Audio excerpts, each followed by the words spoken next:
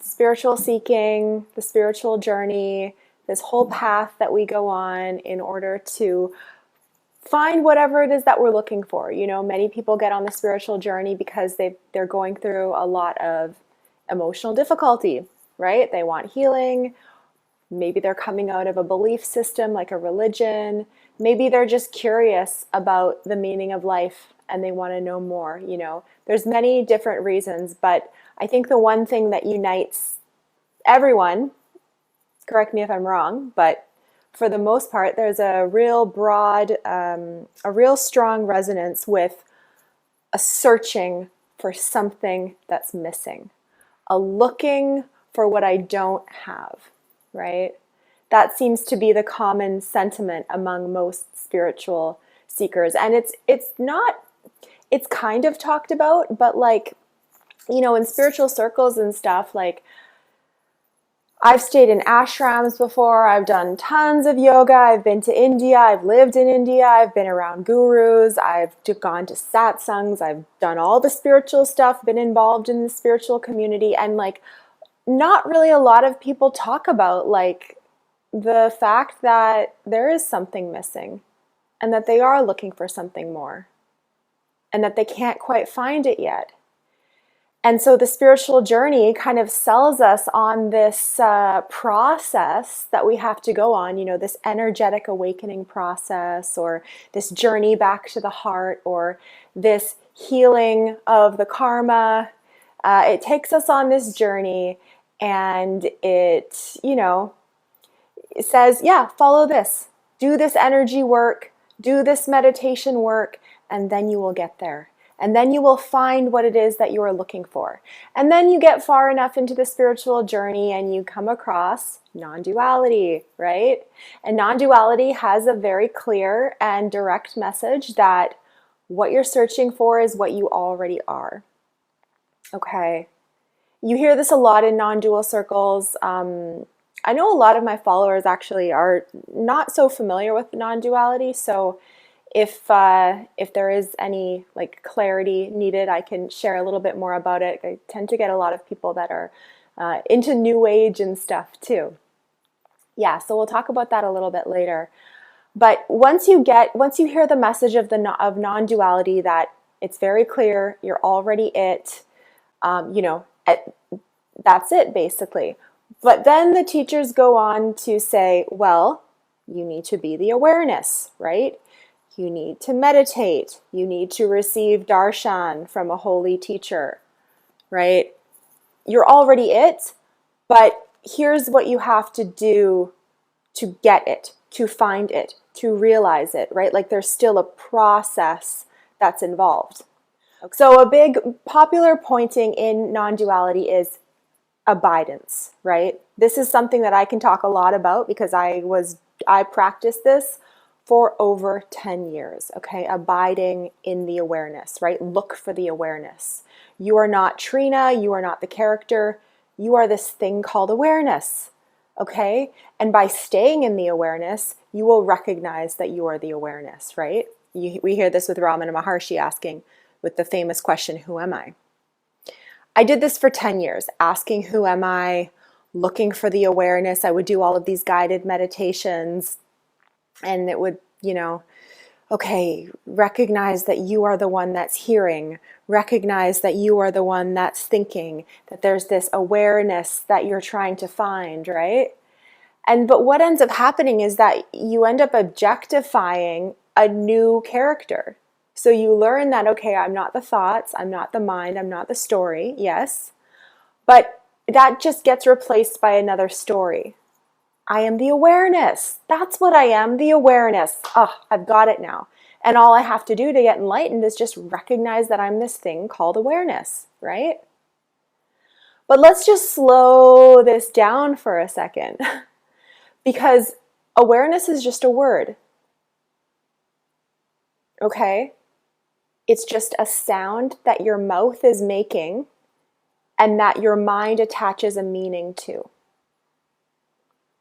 In French, it's a different word. In Russian, it's a different sound, you know?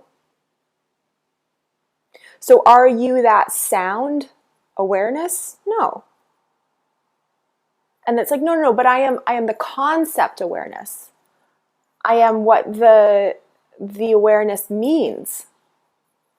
Well, who made that meaning? The mind created the meaning for awareness. The mind developed the concept of awareness.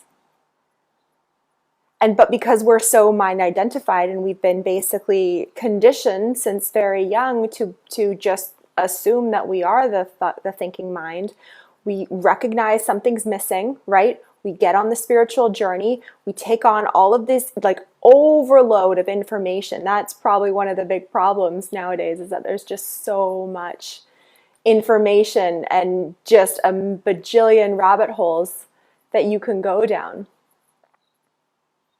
And then when you hear this message, I am awareness, you start to look for it. I need to find the awareness. I need to identify with the awareness. But who is the one that needs to identify with the awareness?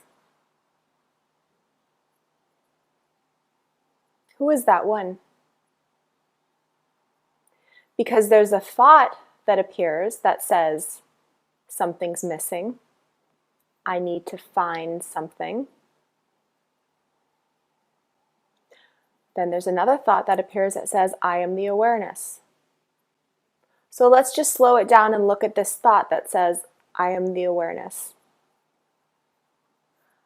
I am the awareness refers to an I, right? An I.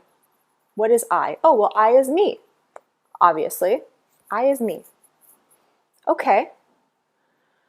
So right now, if you go to your direct experience of I, what are you referring to when you say I? Just in this very moment, what is I? What is I right now?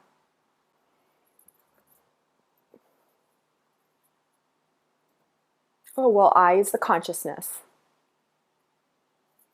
Okay, so what is the consciousness in your direct experience, right? The only thing the mind can do is just come up with another word. Oh, well, consciousness is the awareness. It's what I am. Yeah, but what is that? Can you point to it? Can you show me where the center is? The one that looks through the eyes, the one that sees the form, does that have a form? It's completely empty.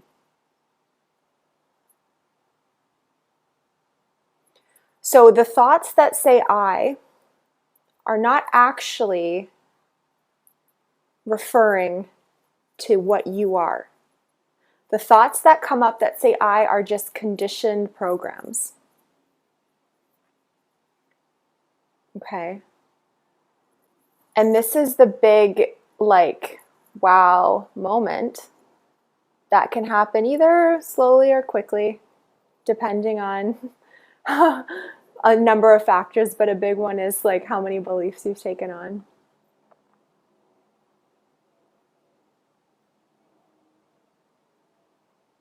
So what is I? Sorry, I'm not looking at the comments. Okay. But how can you keep that as true within the context of a body that has all of these emotions? Well, the emotions don't take away from what you are, right? The emotions are just as much an appearance as the thoughts are. And oftentimes those two are very interrelated because the thoughts are believed in, right? So when the thoughts are taken, who asked this question? Akala. I like your name. So when the thoughts are believed in, the thoughts are believed to be what oneself is. If those thoughts are challenged, we feel challenged. We feel, if somebody says, oh, you think that, well, I think this. I think something different than what you think. And you say, well, that's me. Those are my thoughts. Those are my beliefs. And then it feels threatened. The body feels threatened. Emotions come up, right? Because it is identifying with the thinking mind, right? But when the thinking mind is seen to be nothing other than just a conditioned program, the voice of your parents, the voice of society, you can, there's a distancing that happens, and there's no longer a need to identify, because you see that the thoughts are just temporary words, right? That are just appearing based on the past, based on the circumstance, right? And so the emotions that come up that are because of the identification with the thoughts won't be as strong, right? And, you know, of course, some people are more emotional than others, and especially spiritual people. I find, you know, more people that are more inclined towards spirituality are typically more sensitive. Yeah. So, okay, then comes my following conflict. If I detach completely from the ego, how am I able to function? So, there's two different ways that the word ego is spoken about. Okay. So, like ego, like the sense that we need to function, like the part of us that, so we can we know, okay, this is my name, I am a person, I am in a body, right? I have a name, I have something to do. That's like a functional sense of ego, right? That's not something that I'm saying you need to get rid of. That's something that forms when you're a child, and it's very natural and normal and healthy, right? So I'm not saying get rid of that, but I'm saying don't identify with it, right? So when the ego is used as a tool, right? Oh, that's my name, Trina. Okay, yeah, hi, Trina. Yeah, okay, my coffee's ready. All right. Right, I'm not going to answer to someone else's name. That's not going to be helpful. So that's fine. That's not going to go. You're still going to have the capacity to think. You're still going to have the ability to use your mind as a tool, right? But you're not going to, there's not a necessity to believe that that is your voice and that you need to defend it and that you need to follow what it says and believe its projections about the future, right? So this isn't about getting rid of the mind, right? That would be silly. It's okay to have a mind, it's normal. But it's not who you are. It's not what you are. So what's here if there's nothing to find?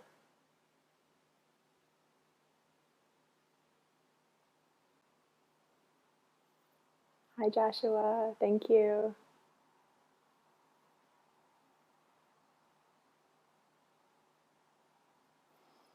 If there's nothing to find, what are you? Because something to find is a story. Doesn't matter if we're talking about spiritual stuff, or we're talking about work stuff, or we're talking about family stuff. It's a story. It's a story that says my life will be better in the future if I do this.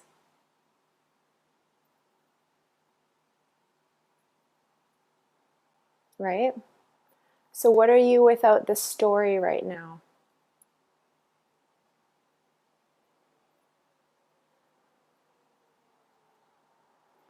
What are you without the need to find something?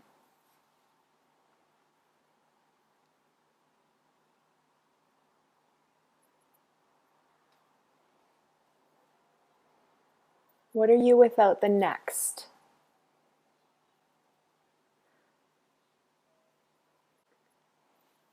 Would you call the self the overarching archetype that would influence the developed ego? No. How do you maintain connection with it? So the self is just a concept, right? I believed in this too for many years. The self. I will stay in the self, right? Ramana Maharshi. I will abide in the self. like it's something that's separate from you, like it's something that you go into and you come out of, like it's something that you find, right? It's an objectification of a spiritual concept. So what are you without this concept of the self right now?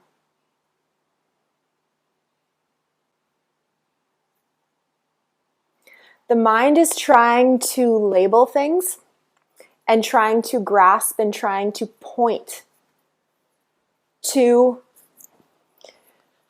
the emptiness that it comes from. Okay, because we recognize, okay, there's seeing happening, but what is it that's seeing? Thank you, Ivan. What is it that's seeing? What is it that's hearing? We can't find it, right? There's not like some little Trina kind of here that's receiving all of the sights and the sounds and the tastes and all of that.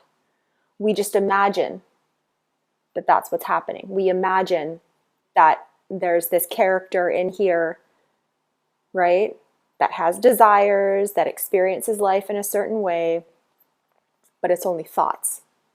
And then we get on the spiritual path, and that becomes, that concept of this, of the character becomes what we call a bit more sattvic, right?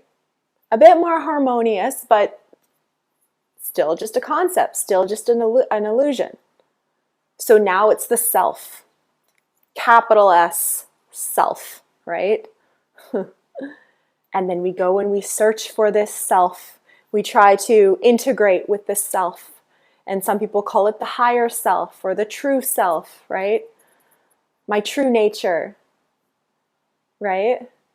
Like it's something that's outside of you that you need to get into, that you need to create or develop or grow into or evolve.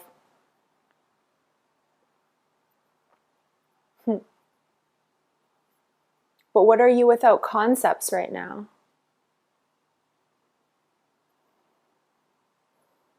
What's here right now that doesn't need a concept to exist?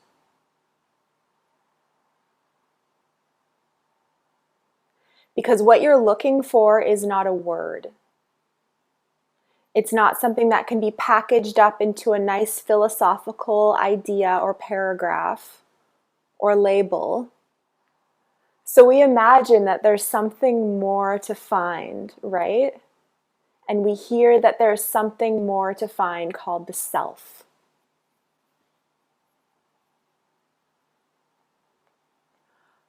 But all of that learning and all of that imagining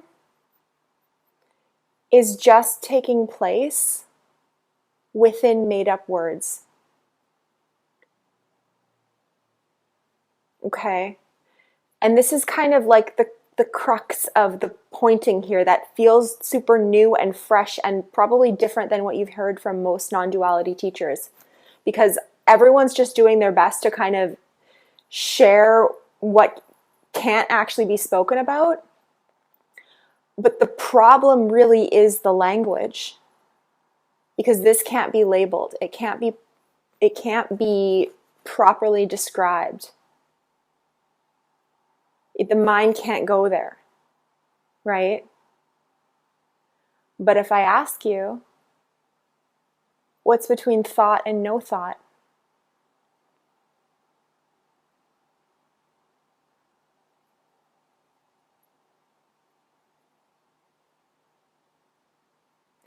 What's between mind and no mind?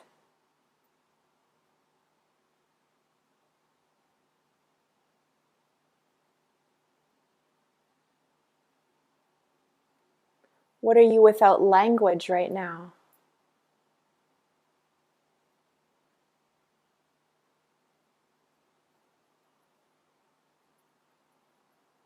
If you take away all of the words, take away all of the words right now. What are you?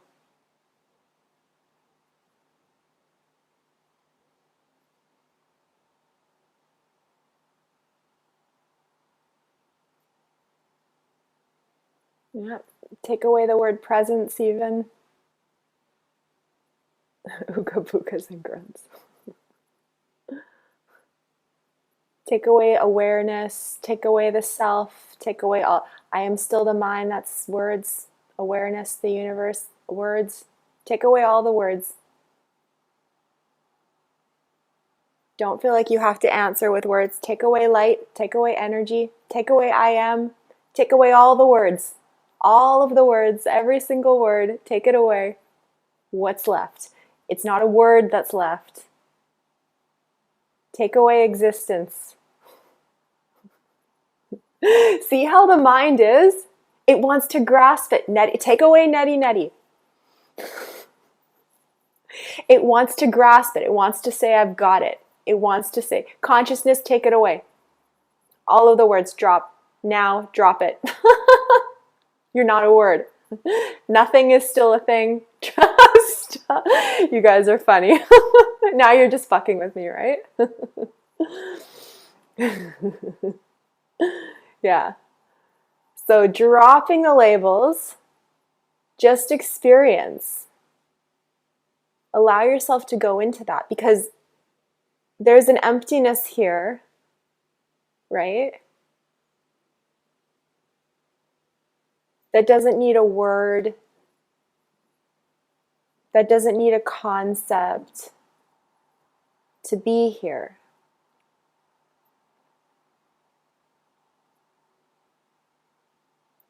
What are you without labels right now if you just unlabel everything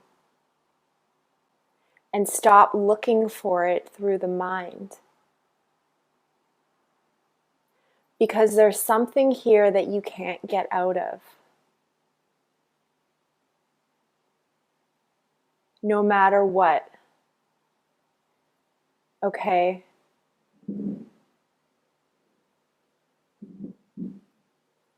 It is what you are. There's nothing more to find than what you already are. So searching for it through words is just more delusion. Right? And this is the good news. This is the good news that there's nothing to earn, that there's nothing to locate, because it is the very thing that you have been looking for, right? It's like you're in a freshwater lake with delicious fresh water, drinkable fresh water, and you're hoarding the water and you're packaging it into bottles and you're putting it in little packages around and you're worried about you're going to run out of water, you're going to go thirsty and die of thirst. That you need to hoard the water, that you need to hoard the spiritual concepts and the information and get it all into your head so that you can finally have enough water. But it's all around you. It is you. It is your very nature that you're looking for. You cannot be outside of your very nature. You cannot leave your very nature. You cannot make your very nature more big or more small. It's not something that grows or depletes. It's not something that changes. It's not something that can be pointed to, that can be created, that can be developed, that can be gained or lost.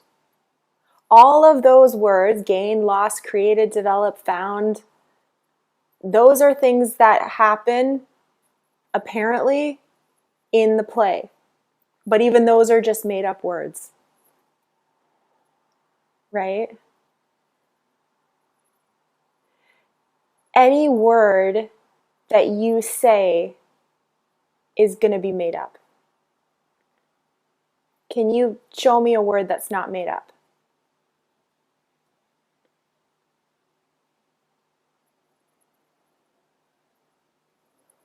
So all this looking we do would be the ego wanting to make sense of it all. Exactly.